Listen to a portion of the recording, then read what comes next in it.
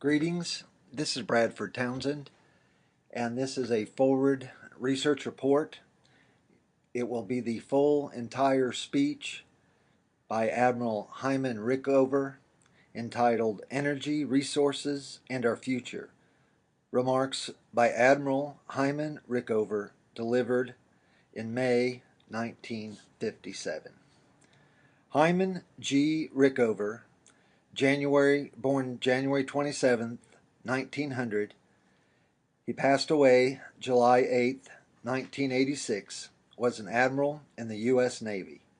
He directed the original development of naval nuclear propulsion and controlled its operations for 3 decades as director of naval reactors. In addition, he oversaw the development of the Shippingport Atomic Power Station, the world's first commercial pressurized water reactor used for generating electricity.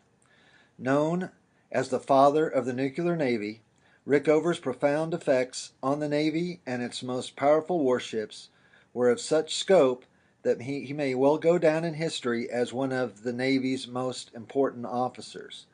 He served in a flag rank for nearly 30 years, 1953 to 1982, ending his career as a 4-star admiral.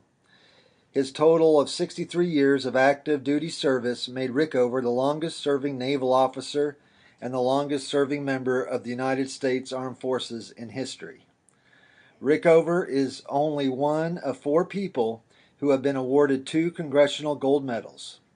His substantial legacy of technical achievements includes the United States Navy's continuing record of 0 reactor accidents, as defined as the uncontrolled release of fission products to the environment subsequent to reactor core damage.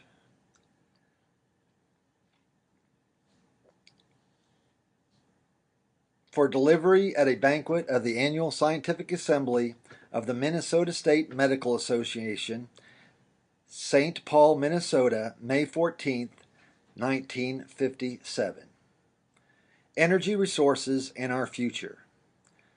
I am honored here tonight, though it is not an easy thing, I assure you, for a layman to face up to an audience of physicians. A single one of you sitting behind his desk can be quite formidable. My speech has no medical connotations. This may be a relief to you after a solid profession fare you have been absorbing. I should like to discuss a matter which I hope be of interest to you as responsible citizens: the significance of energy resources in shaping our future. We live in what historians may someday call the fossil fuel age. Today, coal, oil, and natural gas supply 93% of the world's energy. Water power accounts for only 1%, and labor of men and domestic animals the remaining 6%. This is a startling reversal of corresponding figures for 1850, only a century ago. Then, fossil fuels supplied 5% of the world's energy, and men and animals 94%. 5/6 of all the coal, oil, and gas consumed since the beginning of the fossil fuel age has been burned up in the last 55 years. These fuels have been known to man for more than 3,000 years. In parts of China, coal was used for domestic heating and cooking, natural gas for lighting, as early as 10,000 BC. Babylonians burned asphalt.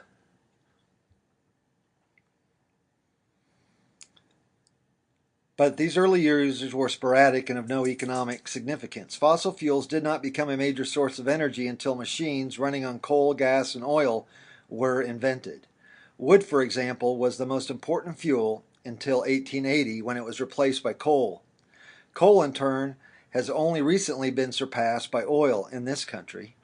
Once in full swing, fossil fuel consumption has accelerated at phenomenal rates. All the fossil fuels used before 1900 would not last 5 years at today's rates of consumption.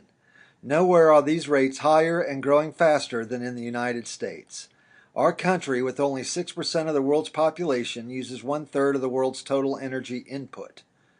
this proportion would be even greater, except that we use energy more efficiently than other countries. Each American has at his disposal each year energy equivalent to that obtainable from 8 tons of coal.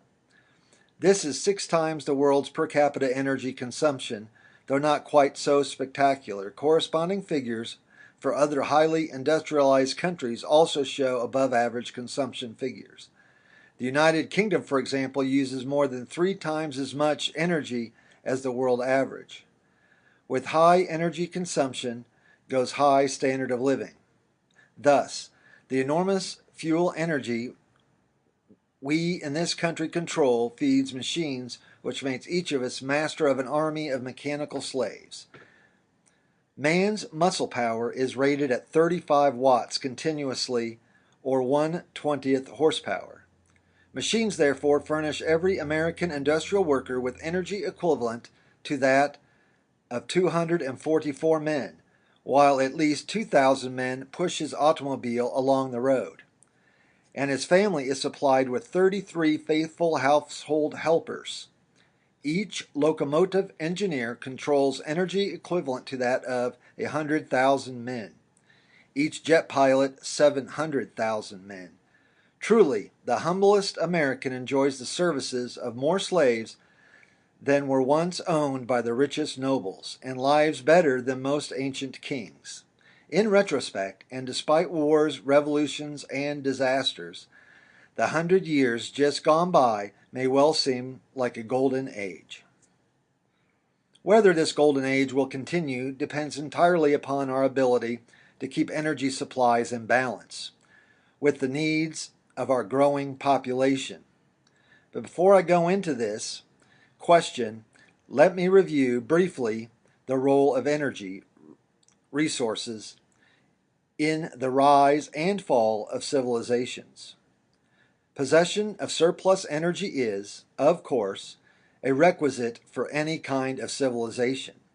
For if man possesses merely the energy of his own muscles, he must extend all his strength, mental and physical, to obtain the bare necessities of life.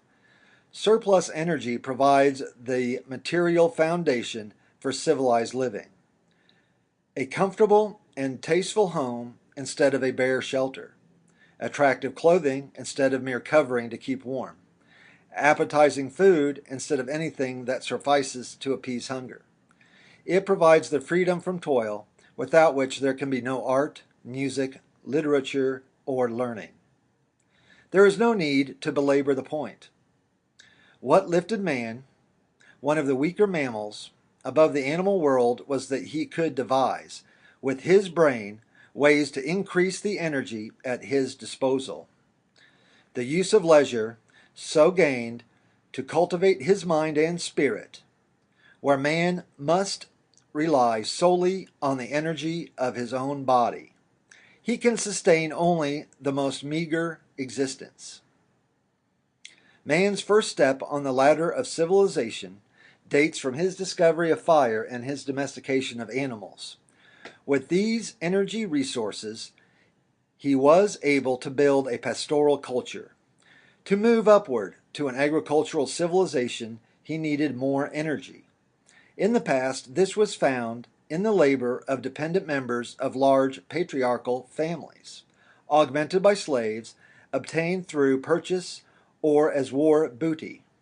There are some backward communities which, to this day, depend on this type of energy. Slave labor was necessary for the city-states and empires of antiquity. They frequently had slave populations larger than their free citizenry. As long as slaves were abundant and no moral censure attached to their ownership, incentives to search for alternative sources of energy were lacking. This may well have been the single most important reason for engineering advanced very little in ancient times. A reduction of per capita energy consumption has always in the past led to a decline in civilization and a reversion to a more primitive way of life. For example, exhaustion of wood fuel is believed to have been the primary reason for the fall of the Mayan civilization on this continent and the decline of once flourishing civilization in Asia and India and China. Once had large forests, as did much of the Middle East. Deforestation not only lessened the energy base, but had a further disastrous effect. Lacking plant cover, soil washed away. And with soil erosion, the nutritional base was reduced as well. Another cause for declining civilization comes from the pressure of population on available land. A point is reached where the land can no longer support both the people and their domestic animals. Horses and mules disappear first. Finally, even the versatile water buffalo is displaced by man, who is 2.5 times as energy and efficient converter as are draft animals.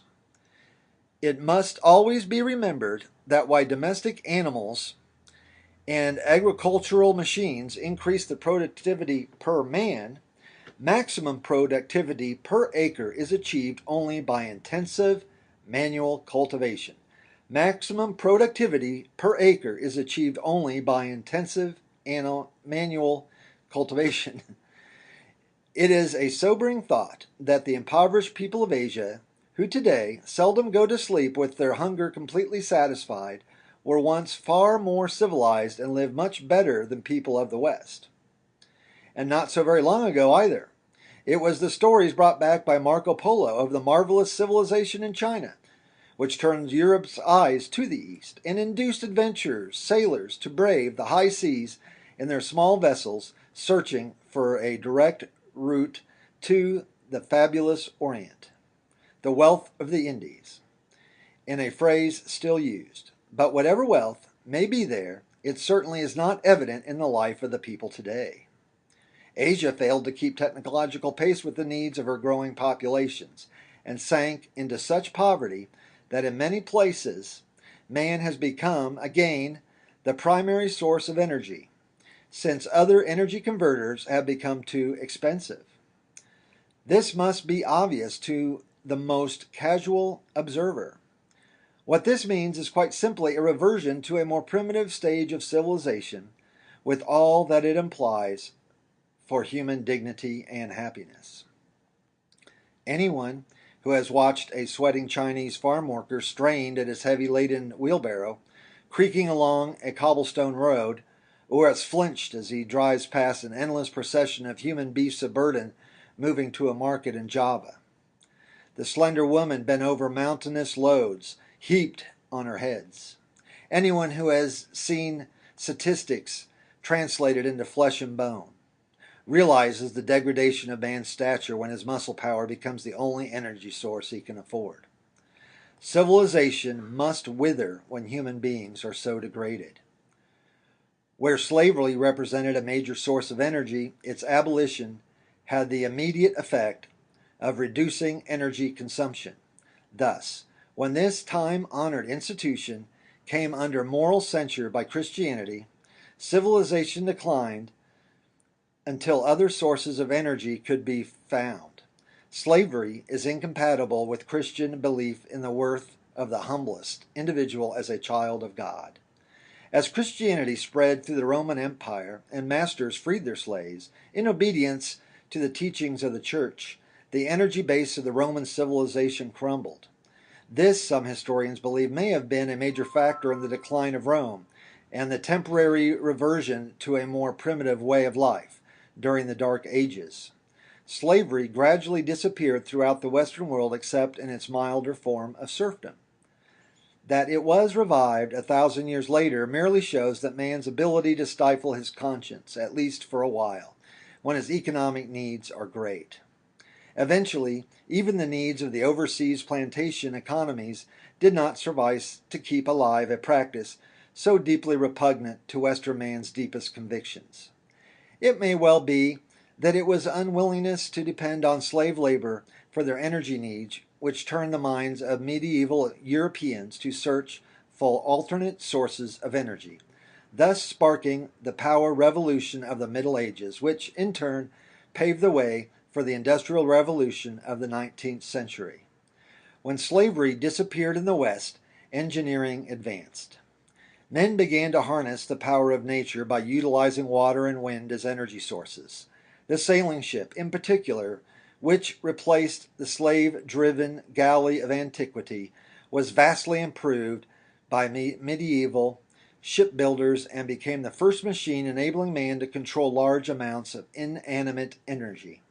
The next important high-energy converter used by Europeans was gunpowder, an energy source so superior to the muscular strength of the strongest bowmen or lancers, with ships that could navigate the high seas and arms that could outfire any hand weapon.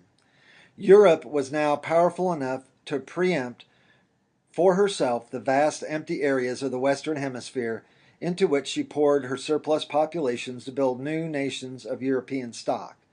With these ships and arms, she also gained political control over populous areas in Africa and Asia, from which she drew the main materials needed to spread her industrial civilization, thus complementing her naval and military dominance with economic and commercial supremacy. When a low-energy society comes in contact with a high-energy society, the advantage always lies with the latter. Europeans not only achieved standards of living vastly higher than those of the rest of the world, but they did this while their population was growing at rates far surpassing those of other peoples. In fact, they doubled their share of world population in a short span of 300 years. From 1/6 in 1650, the people of European stock increased to almost 1/3 of total world population by 1950. Meanwhile, much of the rest of the world did not even keep energy sources in balance with population growth. Per capita energy consumption actually diminished in large areas. It is this difference in energy consumption which has resulted in an ever-widening gap between the 1/3 minority who live in high-energy countries and the 2/3 majority who live in low-energy areas.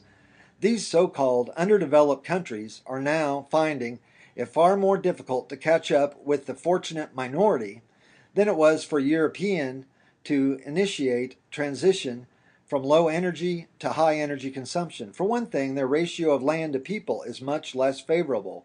For another, they have no outlet for surplus populations to ease the transition, since all the empty spaces have been taken over by people of European stock. Almost all of today's low-energy countries have a population density so great that it perpetuates dependence on intensive manual agriculture, which alone can yield barely enough food for their people. They do not have enough acreage per capita to justify using domestic animals to farm machinery, although better seeds, better soil management, and better hand tools could bring some improvement. A very large part of their working population must nevertheless remain on the land, and this limits the amount of surplus energy that can be produced. Most of these countries must choose between using this small energy surplus to raise their very low standard of living or postpone present rewards for the sake of the future gain by investing the surplus in new industries. The choice is difficult. There is no guarantee that today's denial may not prove to have been in vain. This is because the rapidity with which public health measures have reduced mortality rates, resulting in population growth as high or even higher than that of high-energy nations. Theirs is a bitter choice. It accounts for much of their anti-Western feeling and may well portend a prolonged period of world instability. How closely energy consumption is related to standards of living may be illustrated by the example of India. Despite intelligent and sustained efforts made since independence, Indians' per capita income is still only 20 cents daily. Her infant mortality is 4 times ours, and the life expectancy of her people is less than 1/2 that of industrialized countries of the West. These are ultimate consequences of India's very low energy consumption. 1/14 of world average, 1/8 of ours.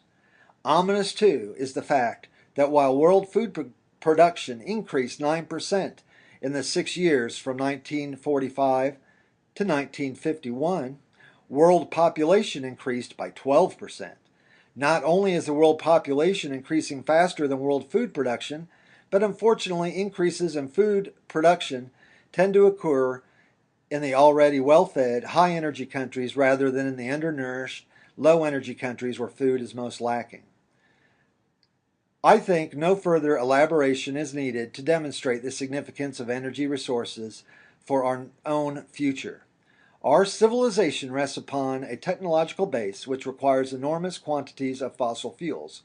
What assurance do we have that our energy needs will continue to be supplied by fossil fuels? The answer is, in the long run, none. The Earth is finite. Fossil fuels are not renewable. In this respect, our energy base differs from that of all earlier civilizations. They could have maintained their energy supply by careful cultivation. We cannot.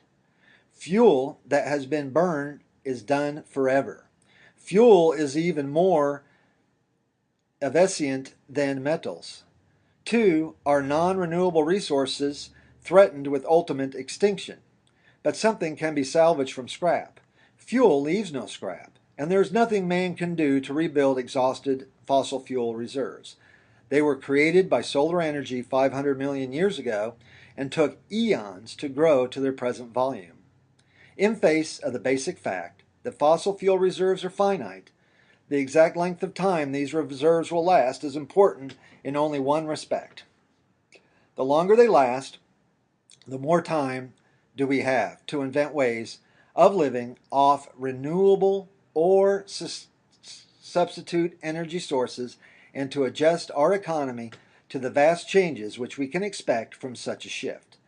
Fossil fuels resemble capital in the bank. A prudent and responsible parent will use his capital sparingly in order to pass on to his children as much as possible of his inheritance.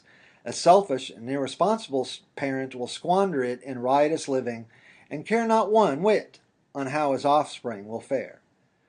Engineers whose work familiarizes them with energy statistics, far-seeing industrialists who know that energy is the principal factor which must enter into all planning for the future. Responsible governments who realize that the well-being of their citizens and the political power of their countries depend on adequate energy supplies. All these have begun to be concerned about energy resources. In this country especially, many studies have been made in the last few years seeking to discover accurate information on fossil fuel reserves and foreseeable fuel needs. Statistics involving the human factor are, of course, never exact. The size of usable reserves depends on the ability of engineers to improve the efficiency of fuel extraction and use. It also depends on discovery of new methods to obtain energy from inferior resources at costs which can be borne without unduly depressing the standard of living. Estimates of future needs, in turn, rely heavily on population figures, which must always allow for large element of uncertainty, particularly as man reaches a point where he is more and more able to control his own way of life. Current estimates of fossil fuel reserves vary to an astonishing degree. In part, this is because the results differ greatly if cost of extraction is disregarded or if calculating how long reserves will last, population growth is not taken into consideration, or equally important, not enough weight is given to increased fuel consumption required to process inferior substitute metals.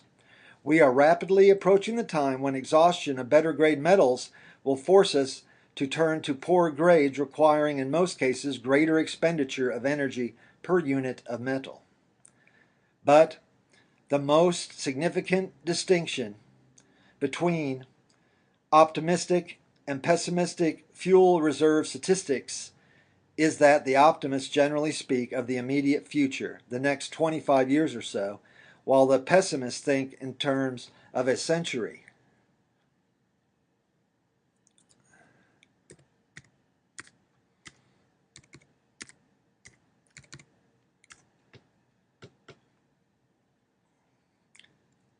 Or even two is a short span in the history of a great people.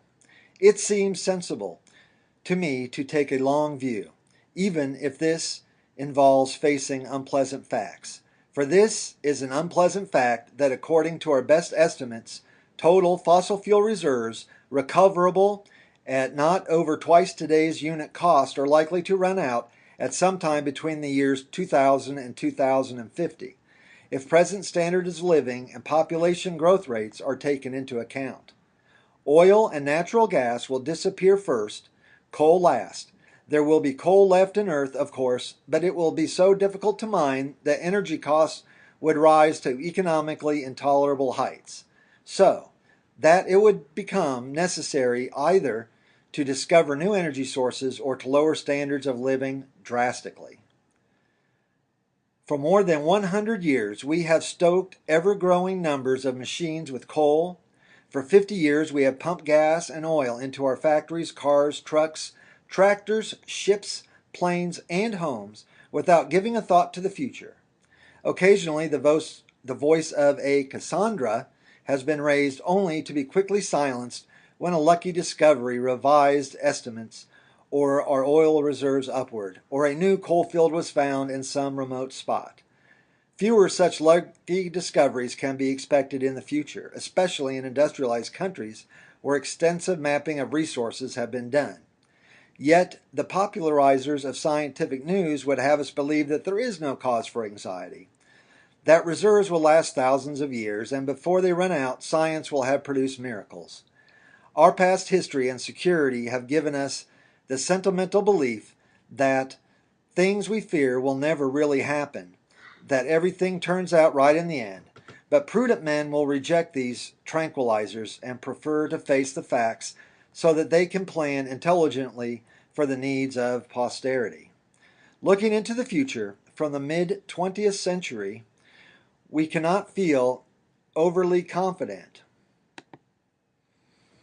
that present high standards of living will of a certainty continue through the next century and beyond.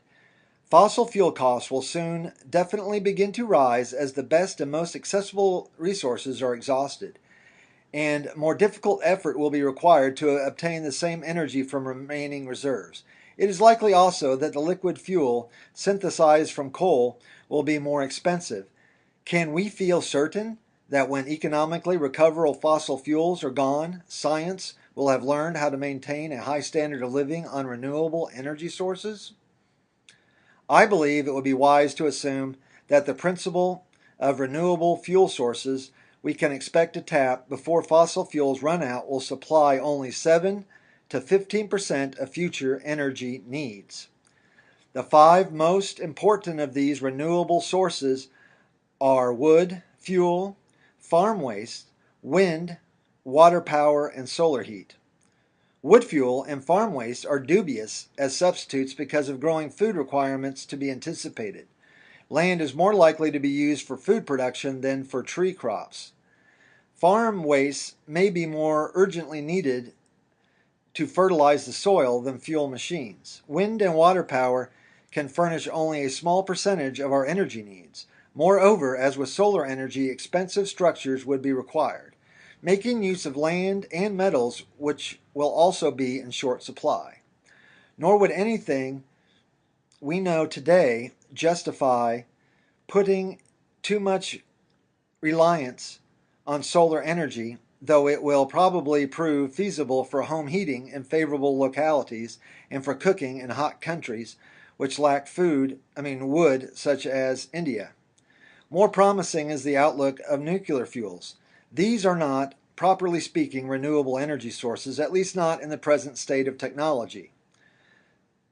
But their capacity to breed and the very energy output from small quantities of fissionable material, as well as a fact that such materials are relatively abundant, do seem to put nuclear fuels into separate category from exhaustible fossil fuels. The disposal of radioactive waste from nuclear power plants is, however, a problem which must be solved before there can be any widespread use of nuclear power. Another limit to this use of nuclear power is that we do not know today how to employ it otherwise in large units to produce electricity or supply heating. Because of its inherent characteristics, nuclear fuel cannot be used directly in small machines such as cars, trucks, or tractors.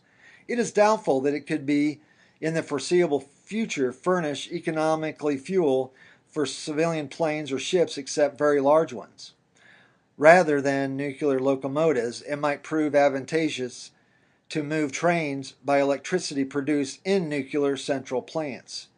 We are only at the beginning of nuclear technology, so it is difficult to predict what we may expect.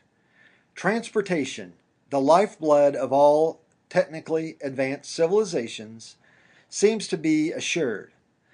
Once we have borne the initial cost of electrifying railroads and replacing buses with streetcars or interurban electric trains.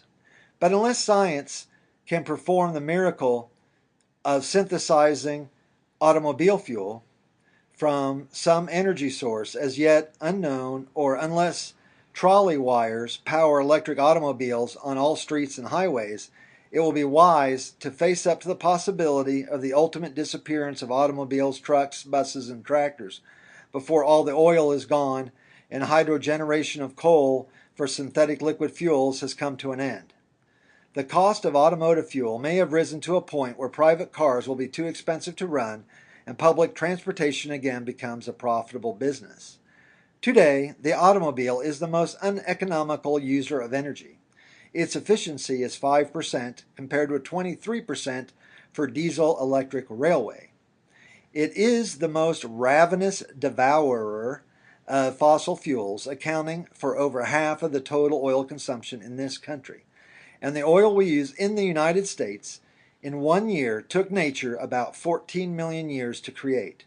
Curiously, the automobile, which is the greatest single cause of rapid exhaustion of oil reserves, may eventually be the first fuel consumer to suffer. Reduction in automotive use would necessitate an extraordinarily costly reorganization of the pattern of living in industrial nations, particularly in the United States. It would seem prudent to bear this in mind in future planning of cities and industrial locations.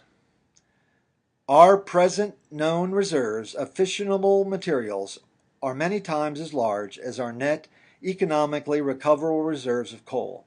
A point will be reached before the century is over when fossil fuel costs will have risen high enough to make nuclear fuels economically competitive. Before that time comes, we shall have to make great efforts to raise our entire body of engineering and scientific knowledge to a higher plateau. We must also induce many more young Americans to become metallurgical and nuclear engineers. Else, we shall not have the knowledge or the people to build and run the nuclear power plants, which ultimately may have to furnish the major part of our energy needs. If we start to plan now, we may be able to achieve the requisite level of scientific and engineering knowledge before our fossil fuel reserves give out. But the margin of safety is not large. This is also based on the assumption that atomic war can be avoided and that population growth will not exceed that now calculated by demographic experts. War, of course, cancels all human expectations.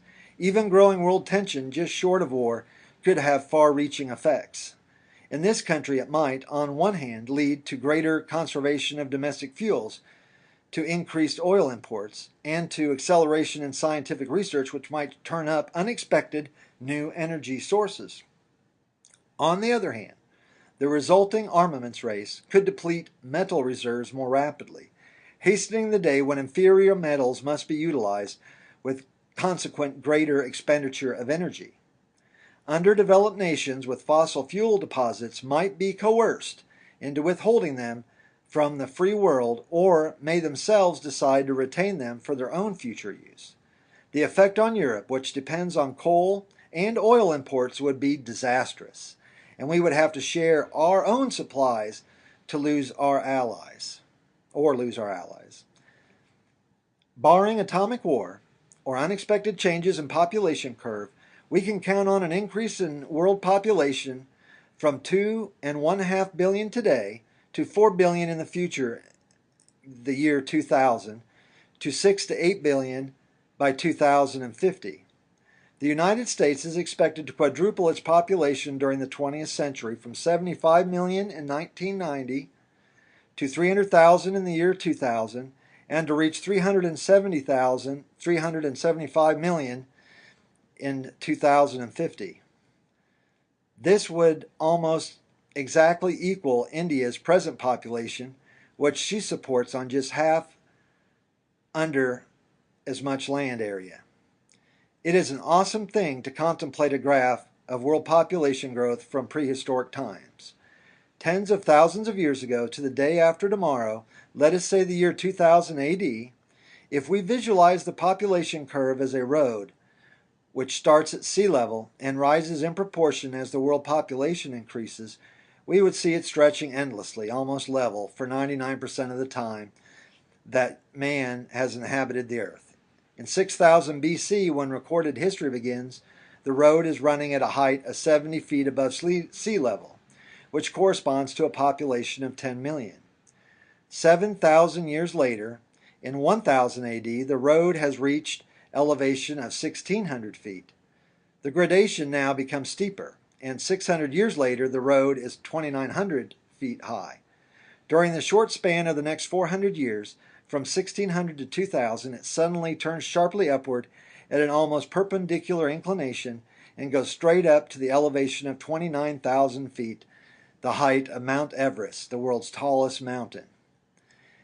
In 8,000 years from the beginning of history to the year 2000 AD, world population will have grown from 10 billion to 4 billion, with 90% of the growth taking place during the last 5% of that period.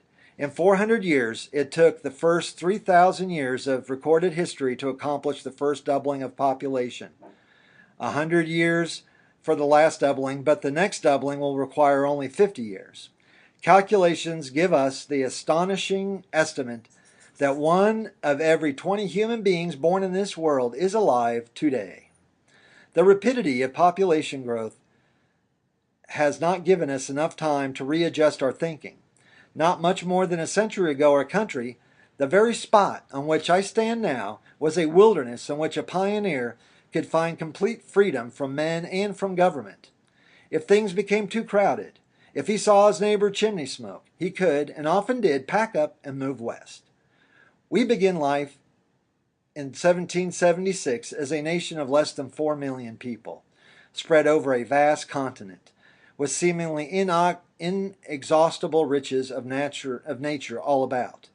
We conserved what was scarce, human labor, and squandered what seemed abundant, natural resources, and we are still doing the same today. Much of the wilderness, which nurtured what is most dynamic in the American character, has now been buried under the cities, factories, suburban developments, where each picture window looks out on nothing more inspiring than the neighbor's backyard with the smoke of his fire in the wire basket clearly visible. Life in crowded communities cannot be the same as life on the frontier. We are no longer free as the pioneer to work for our own immediate needs regardless of the future. We are no longer as independent of men and of government as were Americans 2 or 3 generations ago.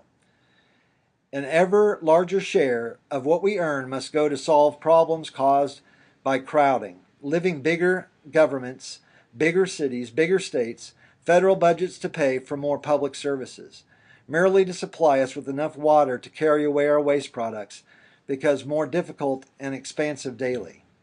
More laws and law enforcement agencies are needed to regulate human regulations in urban industrial communities and on crowded highways than in America of Thomas Jefferson. Certainly no one likes taxes, but we must become reconciled to larger taxes in the larger America of tomorrow. I suggest that this is a good time to think soberly about our responsibilities to our descendants, those who will ring out the fossil fuel age. Our greatest responsibility as parents and as citizens is to give America's youngsters the best possible education. We need the best teachers, and enough of them prepare our young people for a future immeasurably more complex than the future, and calling for ever larger numbers of competent and highly trained men and women. This means that we must not delay building more schools, colleges, and playgrounds. It means we must reconcile ourselves to continuing higher taxes to build up and maintain at decent salaries a greatly enlarged corps of much better trained teachers, even at the cost of denying ourselves such monetary pleasures as buying a bigger new car, or a TV set, or a household gadget. We should find, I believe, that these small self-denials would be far more than offset by benefits that would buy for tomorrow's America. We might even, if we wanted, give a break to these youngsters by cutting fuel and metal consumption a little here and there so as to provide a safer margin for the necessary adjustments which eventually must be made in a world without fossil fuels. One final thought I should like to leave you. High energy consumption has always been a prerequisite for political power. The tendency is for political power to be concentrated in an ever smaller number of countries. Ultimately, the nation which controls the largest energy resources will become dominant. If we give thought to the problem of energy resources, if we act wisely, and in time to conserve what we have and prepare well for necessary future changes, we shall ensure this dominant position for our own country.